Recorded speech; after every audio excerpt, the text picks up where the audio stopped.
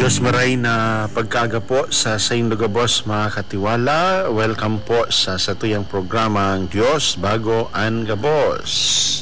Father Francis po nagbabalik sa satuya pong programa sa pagkaagang amay. Pasalamatan ta po ang satuyang mga tugang na diakono na naging parte po kan satuyang araw-aldaw na pagkaaga na naghiras kan sa indang paghurup-hurup asin man naging kaibahan niya to mga katiwala sa araw-aldaw na pagkabuhay pagpuon kan aga inuto ng Diyos bago ang gabos. Sinda po mga katiwala naghahanda na para sa indang ordinasyon sa pagkapadi. Nagigibuhon nga ni po mga tugang sa Oktubre 28 alas 8 sa Albay Cathedral asin ang ordinasyon itatao sa Sainda kan sa tuyang namumuta na obispo si Bishop Joel Bailon. Kaya siring sa aldaw niya to pong pagpamibi sabay ta po sinda urog ng gayos sa Saindang pagpreparar sa dakulao na regalo na itataunin mahal na Diyos sa Sainda. Kaya siring mga katiwala, mag-iribahan man po kita, padagos, sa indo pong lingkod, asin man po sa tuyang mga katiwala, si Father Kevin, asin si Father Neil. Makakaibahan po nindo kami sa araw-aldaw na paghurup-hurup. Siring man mga tugang, bation niya to ang gabos na mga katiwala na padagos na nakikisumaro sa satuya sa araw-aldaw na paghurup-hurup. Ang gabos niya to mga katiwala members, asin man po ang satuyang mga listeners sa Radyo Veritas Legazpi, ang satuyang mga viewers sa DCTV Channel 2 kang DCTV Channel Network, siring man po ang satuyang mga online classmates araw-aldaw. Good morning po sa Saindo. Kumusta po kamo mga katiwala? Ano po, sana nasa maray na kamugtakan asin padagos na ingatan kan satuyang kagurangan. Kaya mga katiwala, siring nagayo po nanta po ining satuyang paghurup-hurup sa satuya po mga tugang nakairaruman kan buot girumdumon ta po nakita na sa banal asin nasa presensya kan sa tong kagurangnan punan ta po ini mga tugang sa pagtandaan kan Santa Cruz kagurangnan nyamon Diyos agawon mo kami sa samong mga kaiwal sa ngaran kan Ama kan Aki asin kan Espiritu Santo. Amen.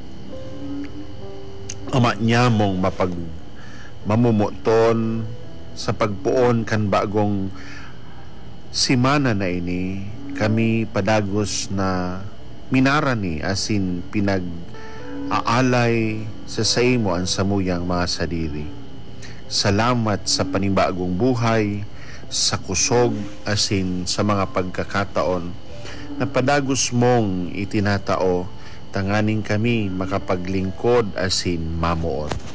Kagurangnan nyaon sa samuya, ang samuyang mga pangarap, mga gawi asin gibo, asin hamon sangunya na maabot na simana. Lugod, maging ilaw kami na magdadaranin karahayan sa tahaw kan samuyang mga pamilya, sa komunidad asin man sa mga samuyang mga trabaho. Tawan mo kami kan kusog asin isog, tanganing day kami matakot magtaram asin magibo ning tama, lalo na sa mga oras na nangingibabaw ang diklom nin kasalan, nangingibabaw ang kaputikan. Idinudulot niya mo sa imo ang gabos niya mong mga gibo ngunya na aldaw asin sa bilog na simana sa ditman ini o dakula lugod ang lambang hiro niya mo asin tataramon maging saksi kan sa imong pagkamuot asin liwanag. Inang Peña Francia, samuyang namumutan na ina, ipamibi mo kami, tanganing padagos kaming maging honesto asin siring padagos na magsarig sa imong aki na si Jesus. Siring sa pagpadagos niya mo kang bilog na aldaw na ini, itao mo sa samuya o namumutan niya mong Diyos, ang puso na matuninong, bukas, asin handa na magtao kan liwanag sa samuyang kapwa. Ining samuyang pinapamibi sa pangaran ni Jesus, kaiba ni Espiritu Santo, magpa sa walang hanggan. Amen. Basahon pagbasa ginuno sa kapinunan kan libro ni Esdras.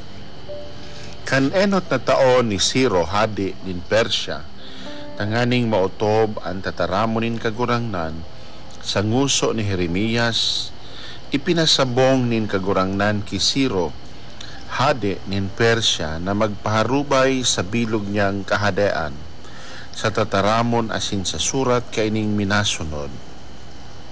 Iyo ini an olay ni Ciro hadi nin Persya, itinausako nin kagurangnan Diyos saknin kalangitan ang gabos na kahadean sa daga, asin pinagbutan niya ako na ipatindog ko siya sa harong duman sa Jerusalem na yaon sa Huda.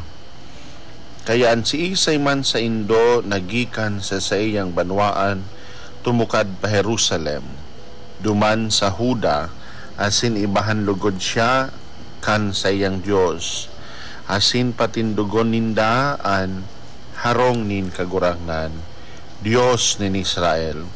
Siya ang Diyos na ituon sa Jerusalem, asin ang gabos na natada sa harong nin Israel, sa inmansinda nakikihimanwa, tabangan kan mga tawo sa runa na iyam.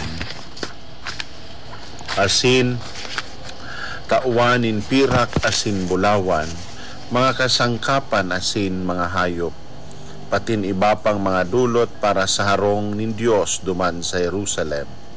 Dangan tumindog ang mga pamayo kan kapag-arakian ni Huda asin Benjamin, ang mga padi asin mga Levita, gabos na pinasabngan nin Diyos na tumukad sa pagpatindog kan harong nin kagurangnan duman sa Jerusalem. Ang mga tawo sa palibot ninda nagtaon nin manlain-lain na tabang, pirak patin bulawan, kasangkapan sa kamanga hayop, asin iba pang mahalagang mga bagay na idudulot ninda sa marhay na buot. Tataramon kan kagurangnan. Salamat sa Diyos.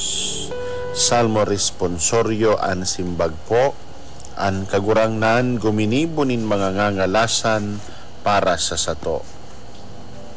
Kan ibalik nin kagurangnan an mga bihag nin Sion, garu kitang mga tawong nangaturogam, an satong nguso na pano nin kaugmahan, an satong dila nagaawit sa kagayagayahan. Simbag po, an kagurangnan guminibo nin mga ngangalasan para sa to. Dangan ipinagsabi sa mga banwaan, mga ngangalasan ginibo nin kagurangnan sa sainda, dakulang mga bagay ginibo sa to nin kagurangnan, kaya maugma kita. Simbag po, an kagurangnan guminibo nin mga ngangalasan para sa sato.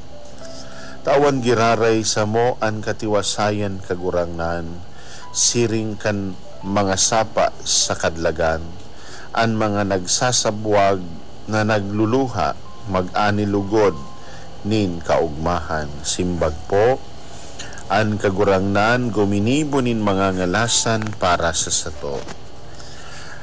Minsan ngani nagluwasinda na nagluluha, daraan banhi na isasabwag, mabalik sinda nagaawit sa kaugmahan, daraan sa indang inani. Simbag po, an kagurangnan guminibo nin mga ngangalasan para sa sato. Ngunyan sa tuyang ipahayag an Ebanghelyo, ngunyan na Lunes, ika-25 simana sa ordinaryong panahon sa kalendaryo kan sa tong simbahan. An kagurangnan mapa sa Indo, pagbasa kan banal na Ebanghelyo sinurat ni San Lucas.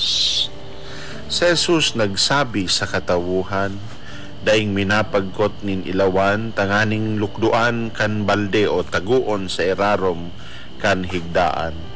Ibinubugtak iyan sa ibabaw kan kandilero, tanganing ang liwanag mahiling kan mga minalaog, daing natatago na daing pinapahayag, daing hilom na daing ngapit maiisihan, kaya kaipuhan na pakarhayon an sa indong pagdangog, anigwata tawan pa, andai sagkod kang yaon sa saiya hahaleon.